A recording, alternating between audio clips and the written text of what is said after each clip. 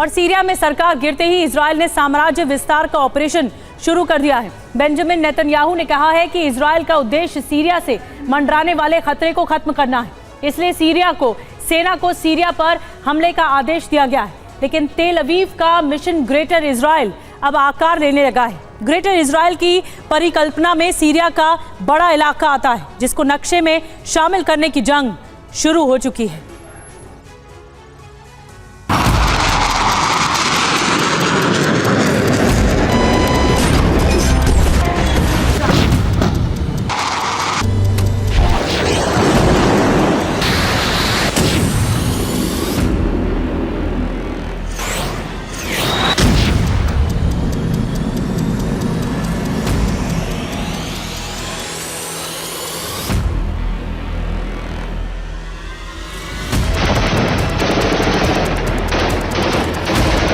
Syria में जैसे ही बशर अल असद का शासन खत्म हुआ, यूट्यूब से सिल्वर और गोल्ड बटन कैसे मिलेगा, लाखों व्यूज कैसे आएंगे, वॉच टाइम कैसे बढ़ेगा।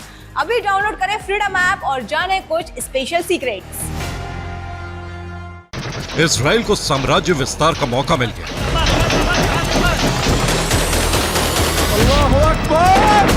इजरायली सेना ने दमिश्क सहित इजराइल के कई शहरों पर ताबड़तोड़ हमले शुरू कर दिए।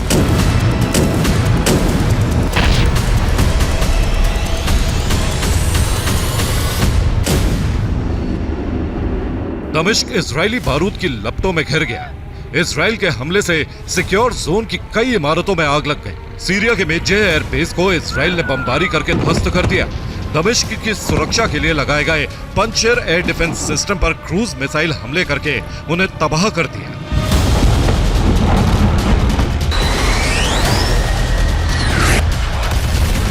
आठ दिसंबर की शाम को इजरायली F-15E फाइटर जेट की कई स्क्वाड्रन ने उड़ान भरी और सीरिया पर बमबारी शुरू हो गई।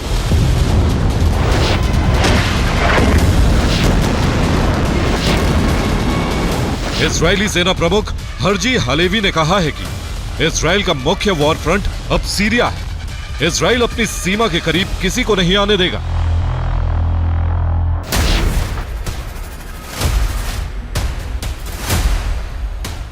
आठ दिसंबर की शाम को इजरायली सेना के टैंक बाढ़ पार करके उस बफर जोन में पहुंच गए जो अक्टूबर 1973 के युद्ध के बाद बनी थी।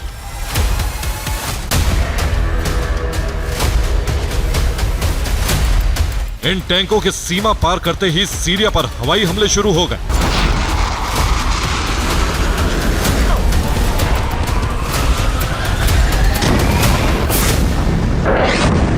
इजरायली वायुसेना ने दमिश्क के बाहरी इलाके में तैनात पंचर और बग डिफेंस सिस्टम पर क्रूज मिसाइल से हमले किए। इजराइल के हमले से सीरिया की इमिग्रेशन और पासपोर्ट इमारत में आग लग गई। इजराइल ने साइंटिफिक रिसर्च सेंटर की इमारत पर भी हवाई हमले किए। दमिश्क में खुफिया एजेंसी का हेडक्वार्टर और कस्टम विभाग की इमारत भी इजराइल का निशाना बनी। इजराइल ने बॉर्डर से 15 किलोमीटर दूर सीरिया के नावा पर भी कई हमले किए हैं। सीरिया के सीमाई शहर देरा और अस-सुवाइदा पर इजरायली जेट्स ने कई बार बमबारी की। 8 और 9 दिसंबर को इजराइल ने सीरिया के 100 से ज्यादा ठिकानों पर हमले किए। इजरायली पायलट्स ने सीरिया के मेजे एयरबेस पर इतने बम बरसाए कि पूरा एयरबेस अग्निकुंड में बदल गया। सीरिया के कई तेल डिपो भी इजराइल ने हमले करके तबाह कर दिए।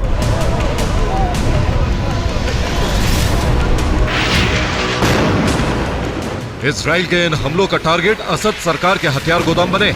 इजराइल मानता है कि ये हथियार विद्रोहियों के हाथ में पहुंचे तो उसके लिए बड़ा खतरा बन सकते हैं।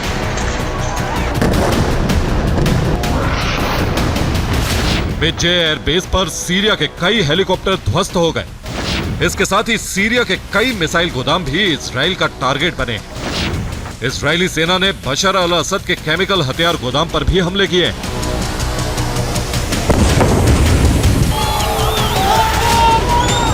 संकेत साफ है, कि सीरिया के सरकार विहीन होते ही तेल अवीव ने अपना ग्रेटर इजराइल मिशन शुरू कर दिया है। ग्रेटर इजराइल की परिकल्पना में सीरिया का बड़ा हिस्सा आता है। पहले चरण में इजराइल का टारगेट है सीरिया के बड़े इलाके में बफर जोन तैयार करना।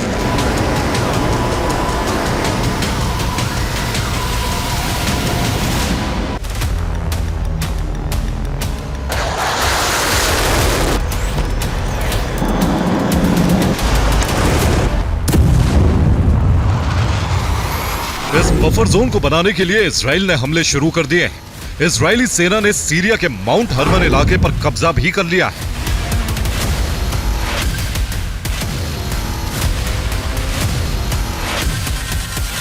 बफर जोन बनाने का ऑपरेशन शुरू हो चुका है और इसका ऐलान इजराइल के प्रधानमंत्री बेंजामिन नेतन्याहू ने कर दिया है।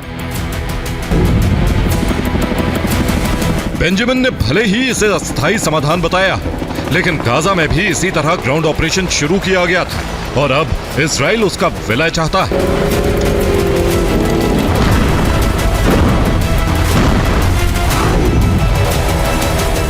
अक्टूबर से 25 अक्टूबर 1973 को इजराइल और कॉलिशन ऑफ अरब स्टेट की जंग चली।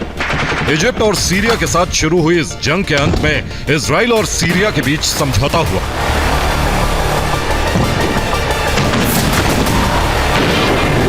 समझौते के मुताबिक एक डीमिलिटराइज्ड जोन बनाया गया जिसके पीछे सीरियाई सैनिकों की तैनाती हुई, लेकिन 8 दिसंबर को सीरियाई फौज ने अपने ठिकाने खाली कर दिए।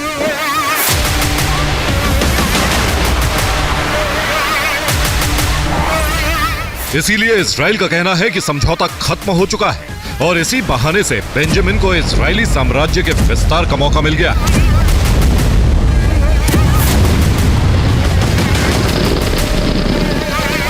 इजराइल ने करीब 24 घंटे के ऑपरेशन में सीरिया के 15 किलोमीटर इलाके पर कब्जा कर लिया है। इस इलाके में फ्री सीरियन आर्मी सक्रिय थी, लेकिन लड़ाकों के दमिश्क जाने के बाद अब इजरायली सेना ने इस इलाके पर अपना झंडा फहरा दिया है। बेंजामिन के ग्रेटर इजराइल मिशन की शुरुआत हो चुकी है। गाजा के बाद उसका नया एपिसेंटर सीरिया बना है। इजराइल के इस कदम से अरब की जंग और भड़क सकती है।